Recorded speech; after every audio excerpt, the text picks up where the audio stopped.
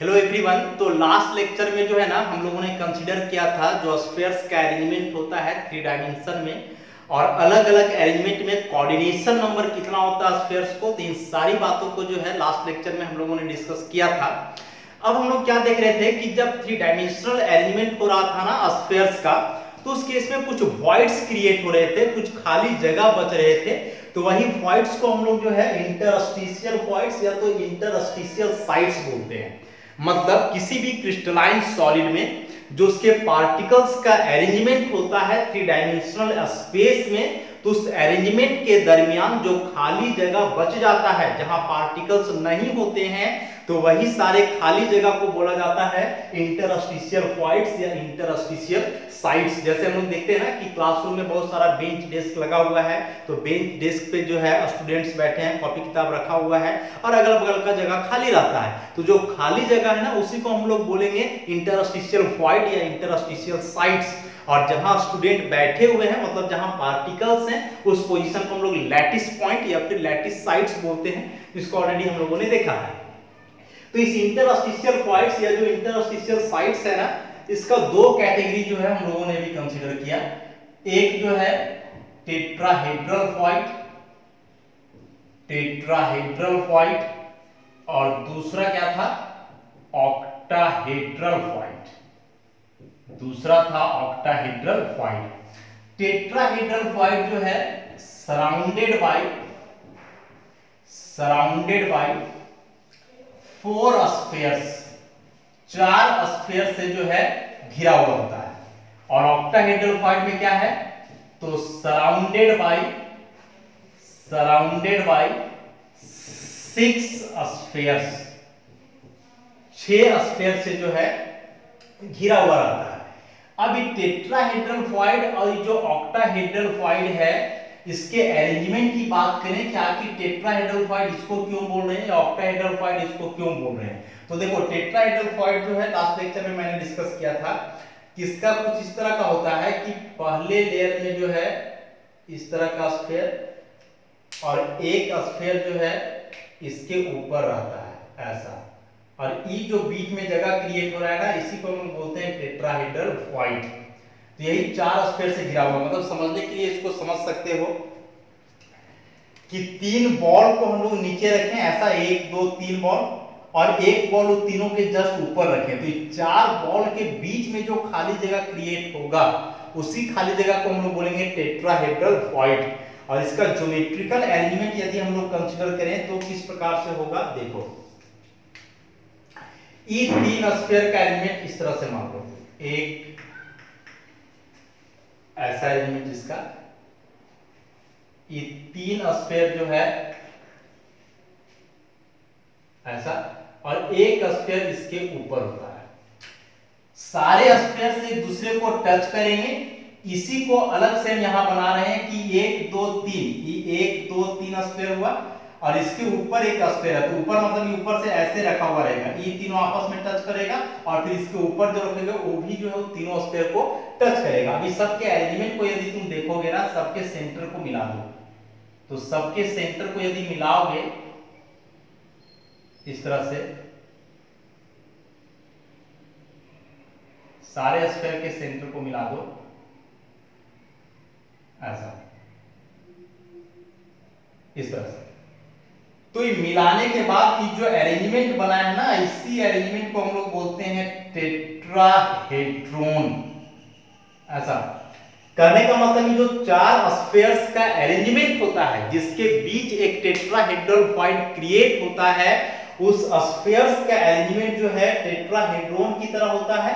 तो यहाँ बीच में जो खाली जगह रहेगा उसका अरेंजमेंट भी इसी प्रकार से होगा, इसलिए उस वॉइड को हम लोग बोलते हैं टेट्राहेड्रल वॉइड। वॉइड बोलेंगे तो टेट्राहेड्रल और उस ज्योमेट्री का नाम होता है टेट्राहेड्रॉन। तो टेट्राहेड्रॉन अरेंजमेंट है, इसलिए इस वॉइड को हम बोलेंगे टेट्राहेड्रल वॉइड, जो कि ऐसे 4 स्फीयर से घिरा हुआ रहता है। जो चारों स्फीयर्स है वह इस टेट्राहेड्रॉन का जो एपेक्स होता है ना, जो इसका शीर्ष होता है, वहां पे चारों स्फीयर जो है जुड़ा हुआ रहता है। या इसको हम लोग ऐसे भी कंसीडर करते हैं, एक टेट्राहेड्रल फिगर को देखें तो ऐसे भी बनाते हैं टेट्राहेड्रल फिगर हम लोग इस तरह से। केमिकल बॉन्डिंग में जो है सारे ज्योमेट्री को हम लोगों ने कंसीडर किया है। देखो ये एक टेट्राहेड्रल फिगर है, वैसे ही है, ये बीच में यहाँ वॉइड है और ये देखो चारों स्फीयर है, 1 2 3 और एक ही 4 ऐसा। तो इसी एलिमेंट को यहाँ हम लोगों ने कंसीडर किया है कि जो 4 स्फीयर्स है वो चारों स्फीयर्स का एलिमेंट टेट्राहेड्रल होता है। तो टेट्राहेड्रल एलिमेंट के जैसा यहाँ वॉइड क्रिएट हो रहा है, इसलिए इस वॉइड को हम लोग बोलेंगे टेट्राहेड्रल वॉइड। टेट्रा का मतलब यहाँ ये नहीं समझना है कि 4 स्फीयर है, नहीं 4 स्फीयर है इसलिए इसको टेट्राहेड्रल नहीं बोलते हैं, ये टेट्राहेड्रल अरेंजमेंट है चारों स्फीयर का। अभी टेट्राहेड्रल अरेंजमेंट क्या होता है फिगर में ड्रॉ किया, बहुत डिटेल इसका केमिकल बॉन्डिंग में मैंने डिस्कस किया है, तो वहां से इसको हम लोग समझेंगे। तो ऐसा हुआ टेट्राहेड्रल वॉइड का बात। अब यदि ऑक्टाहेड्रल वॉइड की चर्चा करें हम लोग, तो ऑक्टाहेड्रल वॉइड में क्या था कि फर्स्ट लेयर में 3 स्फीयर ऐसा, और फिर सेकेंड लेयर में भी 3 स्फीयर था इस तरह से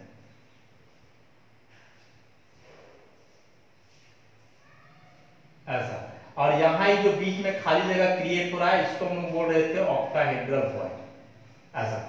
तो मतलब ये जो ऑक्टाहेड्रल वॉइड है ना, ये यहाँ कितने स्फीयर से घिरा हुआ है, 6 स्फीयर से, 1 2 3, ये 3 स्फीयर जो है पहले लेयर का है और बाकी 3 स्फीयर दूसरे लेयर का है। इस सबके सेंटर को यदि मिलाओगे तो इसका सेंटर ले लो यहाँ, फिर एक यहाँ, तो ये मिलाने से देखो एक ट्राइंगल बनेगा, इक्विलैटरल ट्राइंगल। और फिर जो सेकेंड लेयर का 3 स्फीयर है उसके सेंटर को भी लो, 1 2 3, और इसको भी मिलाओ तो देखो एक और ट्राइंगल बनेगा ऐसा। मतलब इस तरह से डबल ट्रायंगुलर बनता है इसमें ऐसा। देखो एक ट्रायंगल इस तरह से बना हुआ है ऐसा, और दूसरा ट्रायंगल इस तरह से ऐसा, और यहां ये जो बीच में वॉइड है इसी वॉइड को हम लोग बोल रहे हैं क्या, ऑक्टाहेड्रल वॉइड। और ये जो ऑक्टाहेड्रल वॉइड बना है ना, ये ऑक्टाहेड्रल का जो अरेंजमेंट है, तो यही सब एपेक्स पे 6 स्फीयर हो गया। देखो 1 स्फीयर 2 स्फीयर 3 स्फीयर ब्लू वाला, और वैसे ब्लैक वाला भी 3 स्फीयर, 1 2 3। ये जो 6 स्फीयर है 6 कोना पे होगा और सारे स्फीयर एक दूसरे को टच करेंगे, और ये 6 स्फीयर के बीच में जो वैकेंट है, खाली जगह है, इसी को हम लोग क्या बोलेंगे, ऑक्टाहेड्रल वॉइड बोलेंगे। अब एक ऑक्टाहेड्रल अरेंजमेंट किस प्रकार से होता है, तो उस ऑक्टाहेड्रल के अरेंजमेंट को जानोगे तब पता चलेगा। तो देखो ऑक्टाहेड्रल फिगर कैसे होता है, जो हम लोग केमिकल बॉन्डिंग में ज्योमेट्री में देखे थे उसके आधार पर। तो देखो ऑक्टाहेड्रल फिगर हम लोग किस प्रकार से बनाते हैं,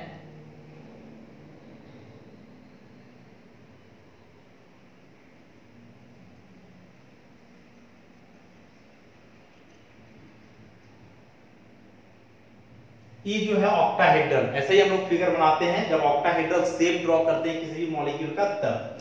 अब क्या करो ना कि इसको मिला दो, मिलाने के बाद देखोगे कि वैसा ही अरेंजमेंट आएगा।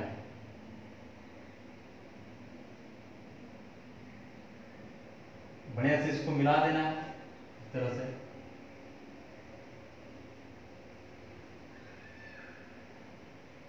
इसको यहां से मिला दो ऐसा। उसके बाद फिर इसको हम लोग यहां से मिलाते हैं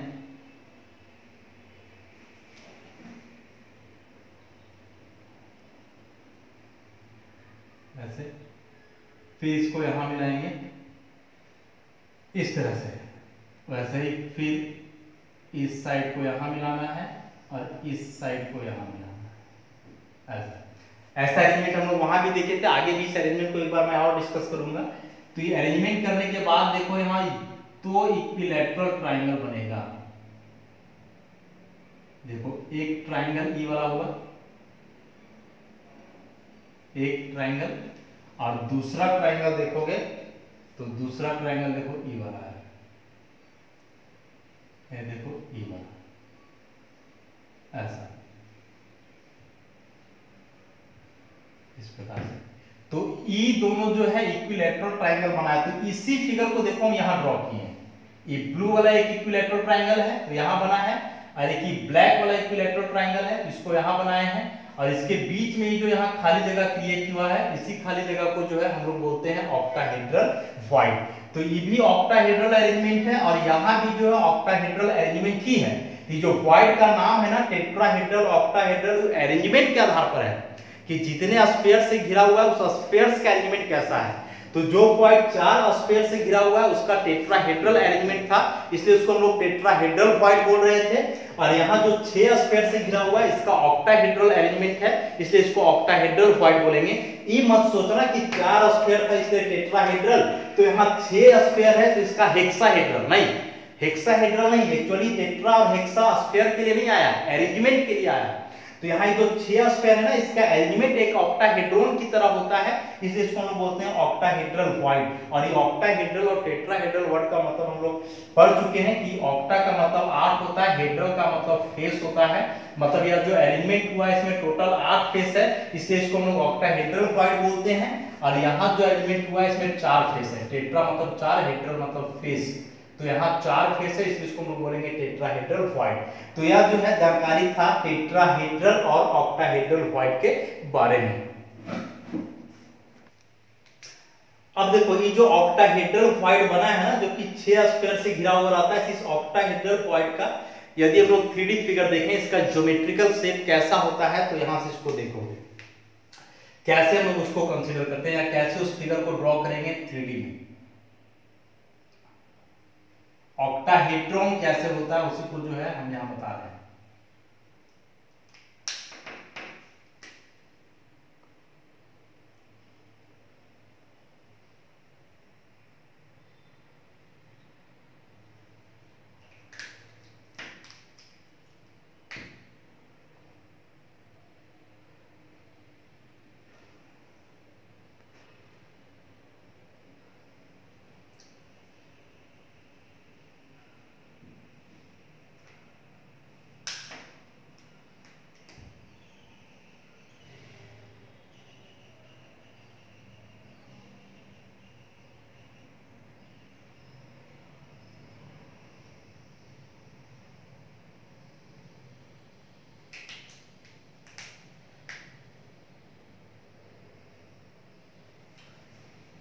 ये देखो यहाँ जो फिगर बनाया ना यही एक ऑक्टाहेड्रॉन का 3D फिगर है।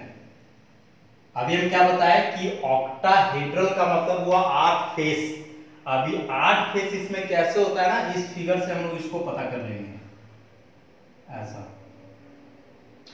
देखो 2 टाइप का, एक जो रेड वाला है ना ये बोल्ड लाइन, और एक देखोगे ब्लैक वाला जो है यहाँ डॉटेड लाइन। 2 टाइप का लाइन बनाया, इसका क्या मतलब है इसी को हम लोग देखेंगे।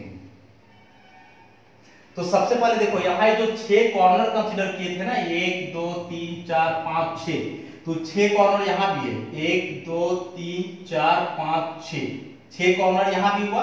फेस उतना कैसे हुआ सो देखो, तो इसका ऐसा करो कि कुछ नंबरिंग कर दे इसका हम लोग, जैसे इसको मान लो A, इसको मान लो B, इसको मान लो C, इसको मान लो D, E और ये हो गया F। ये जो A B C D E F है ना, ये सब इसका 6 कॉर्नर हुआ जहां पे स्फीयर रहेगा, जो कि यहां हम लोग दिखाए हैं 6 स्फीयर 6 कॉर्नर में। सो अब इसी के बीच में जो खाली जगह बचेगा ना, इसी खाली जगह को हम लोग ऑक्टाहेड्रल वॉइड बोलते हैं।